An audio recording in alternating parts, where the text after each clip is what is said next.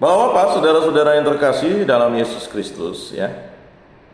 Maka rahmat Kristus menunjukkan Dia kepada umat gereja dan kepada penerimaan sakramen di dalam gereja. Rahmat Yesus Kristus baik di dalam sakramen maupun di luar sakramen merupakan suatu persatuan organis tertuju kepada pertemuan dengan Yesus Kristus di dalam gereja. Jadi bapak-bapak datang ke gereja itu untuk berjumpa siapa? Berjumpa Yesus Kristus. Ya. Sama seperti Yesus, ya, berjumpa dengan Bapaknya, berdoa semalam-malaman kepada Bapaknya. Ada tempat khusus. Maka gereja itu adalah tempat rohani, tempat khusus. Itu gedungnya. Tetapi gereja dalam huruf kecil itu adalah kita. Perjumpaan dengan Yesus itu di dalam hati kita itu membawa kita menjadi pribadi yang dikuduskan Kristus. Maka cintailah Tuhan Allahmu dengan segenap hatimu, dengan segenap jiwamu, dengan segenap akal budimu, dengan segenap kekuatanmu, dan cintailah sesama manusia seperti diri sendiri. Tetapi ingat, ya, harus melakukan kebaikan-kebaikan yang telah dinyatakan Allah. Sakramen hidup kembali, hal itu berarti sakramen diterima dengan sah. Tetapi penerima, biarpun ia mau menerima sakramen itu, menerimanya dengan keadaan hati yang tidak pantas, ia mengadakan rintangan terhadap rahmat sakramen. Jadi kalau keadaan hatinya tidak pantas itu tadi, dia berdosa kepada Bapa, ya. Dia bukan mohon rahmat pengampunan, malah dia melarikan diri. Jadi jangan bangga mengatakan, ya, lihatlah, kamu rajin ke gereja masih berbuat dosa. Tetapi lebih baik tidak ke gereja tapi tak berbuat dosa. Itu lebih parah namanya. Ya, itu suara hati sudah tidak bisa lagi, ya. Itu, ya, kalau udah skeptis, apatis itu bahaya. Ya. Masih ada kesadaran orang yang berdosa lalu datang ke gereja, ketimbang orang yang tidak berdosa menganggap dirinya tidak berdosa lalu dia tidak ke gereja. Itu makin kacau hidupnya. Nah, makanya jangan heran orang itu menjadi skeptis dan apatis. Itu bahaya. Orang-orang seperti ini mesti disadarkan, ya, bahwa rahmat Allah itu begitu mencintai dirinya. Bagaimana caranya? Caranya ya memang diberikan kesadaran. Mulai dengan mohon rahmat dari Allah, rahmat dari Kristus, rahmat dari Roh Kudus, agar orang itu, ya, disadarkan, bukan oleh kita yang menyadarkan. Maka dengan kuasa doa, doa orang benar. Kata doa orang benar itu adalah doa yang berasal dari Kristus. Maka kalau dalam doa Bapa kami itu kan kita diberikan pengetahuan iman yang luar biasa. Bapa kami yang ada di surga. Jelas ada hubungan koneksivitas antara kita dengan Bapa di surga. Bapa kami yang ada di surga, dimuliakanlah namamu, datanglah kerajaanmu, jadilah kehendakmu di atas bumi seperti di dalam surga. Ya, lalu ada permintaan materi supaya kita hidup sejahtera di dunia ini. Berilah kami rezeki pada hari ini. Yang sering didebatkan bahwa Bapa kami orang Katolik itu versinya tak sama dengan doa Bapa kami dalam Alkitab. Ya, coba dicek lagi, ya, pengetahuan imannya. Kita ini saling tuding-menuding, tuduh-menuduh tanpa tahu dasar yang jelas. Ya. Kalau dalam bahasa terjemahan Yunaninya itu, berilah kami roti, bukan berilah kami makanan secukupnya, ya kan? Give me food and bread kalau dalam bahasa Inggris. Di Indonesia diterjemahkan rezeki, ya. Roti itu bukan langsung, ya, merubah batu menjadi roti, ya. Manusia tidak hidup dari roti saja, tetapi dari firman yang keluar dari mulut Allah, dari diri Allah. Nah, itu makanan rohani. Tetapi makanan jasmani itu harus juga diusahakan dengan pekerjaan, bukan mencuri.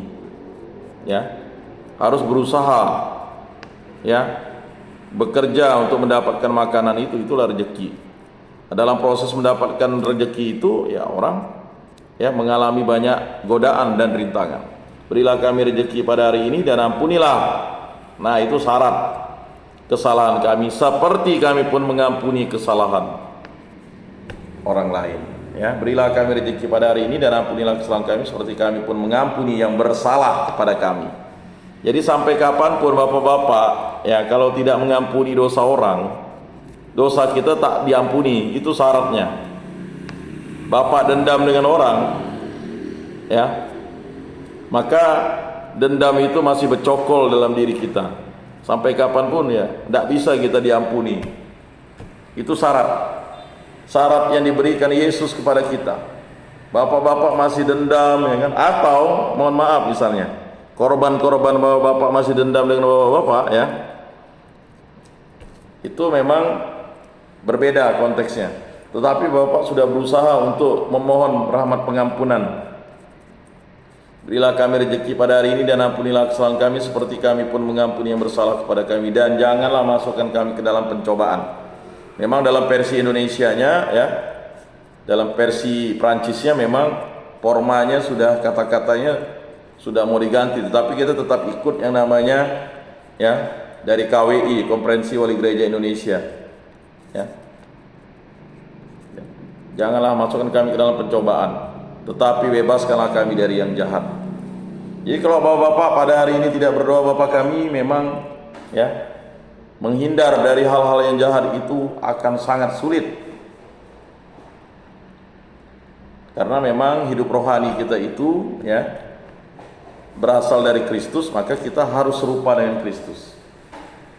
Bimbinglah kami dengan rohmu agar dalam segala tingkah laku kami semakin serupa dengan Yesus Kristus. Kalau kita tidak serupa dengan Yesus Kristus, berarti kita, ya, menjadi pribadi yang sesat. Kata serupa itu karena memang kita, ya, diciptakan dari gambar Allah, dari citra Allah. Maka kalau kita berbuat jahat, melanggar 10 perintah Allah, tidak setia dan tidak taat kepada Allah, bagaimana kita serupa dengan Kristus? Kata Rasul Paulus atau Santo Paulus, bukan lagi aku yang hidup dalam diriku, tetapi Kristus Yesuslah yang hidup di dalam diriku. Ya, karena iman yang hidup, Yesus itu adalah iman yang hidup. Yesus itu adalah harapan yang kuat. Yesus itu adalah cinta yang ikhlas. Allah adalah kasih, Deus Caritas Est. Nah, sekarang refleksi terpanjang dalam iman kita adalah bagaimana kita mengetahui, membaharui hidup kita setiap hari. Kita bersyukur atas rahmat kehidupan yang diberikan oleh Allah kepada kita di muka bumi ini. Kita diberikan napas kehidupan. Nah, itu. Kemudian ia menjauhkan rintangan itu, ia bertobat, maka hasil sakramen itu terjadi. Sakramen yang tadinya mati hidup kembali. Jadi sakramen yang mati itu hidup kembali. Mengapa? Jadi kalau kita terpisah dari Kristus, kita mati.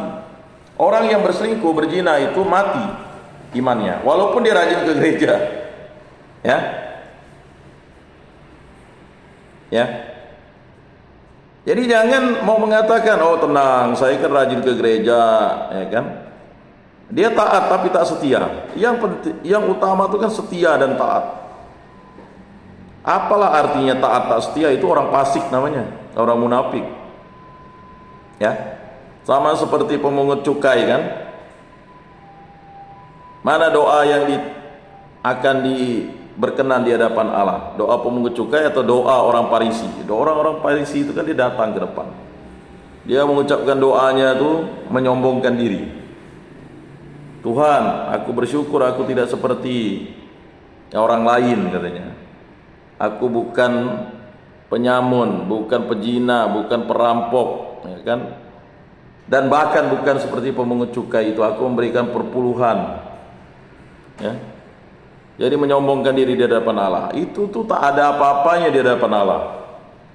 Iman kepercayaan kita tuh berasal dari Kristus. Lalu kita menyombongkan iman kita. Justru kita memohon, Tuhan tambahkanlah iman kami. Kata tambahkan itu adalah suatu pernyataan bahwa iman itu hanya diberikan oleh Kristus Yesus, oleh Tuhan Allah, oleh Roh Kudus. Bukan karena kita, apalah jasa kita ini. Apakah aku ini Tuhan, jadi biji matamu? Kan begitu. Tidak pernahkah disadari lagu itu begitu dalam maknanya? Ya kan? Dengan apa akan ku balas Tuhan selain puji dan sembah. Menyembah Allah itu kan bukan dengan sikap sombong, menganggap diri itu sudah perpuluhan lalu menganggap diri itu suci. Ya tidak bisa. Dari mana? Makanya ketika Yesus mengatakan, mana yang berkenan di hadapan Allah, pemberian janda miskin itu atau pemberian orang kaya itu? Orang kaya itu memberikan dari kelebihannya, sedangkan janda miskin itu dari kekurangannya. Ya, itulah diri kita. Jadi menyadarkan diri kita itu tidak akan bisa mudah kalau kita tidak menyandarkan diri kepada Allah. Jadi Bapak-bapak, saudara-saudara yang terkasih dalam Yesus Kristus, ya, kesadaran itu dibangun. Ya, ada orang katanya, ya, mana yang lebih hebat, motivasi atau disiplin? Disiplin itu kan sebenarnya artinya setia. Disiplin itu taat. Ya, disiplin itu bukan masalah waktu. Disiplin itu taat, setia, jujur, itu disiplin. Cuman banyak di antara kita pikir, oh enggak disiplin dia, enggak tepat waktu. Itu hanya bagian kecil dari disiplin. Disiplin itu setia, taat, konsisten. Jadi orang yang disiplin, setia dan taat itu, dia akan sampai ke tujuan. Sedangkan orang yang termotivasi saja, mendengarkan khotbah yang indah-indah, ceramah yang indah-indah, ya kan, kesaksian yang indah-indah, pujian yang indah-indah, ya dia akan som-som kuku.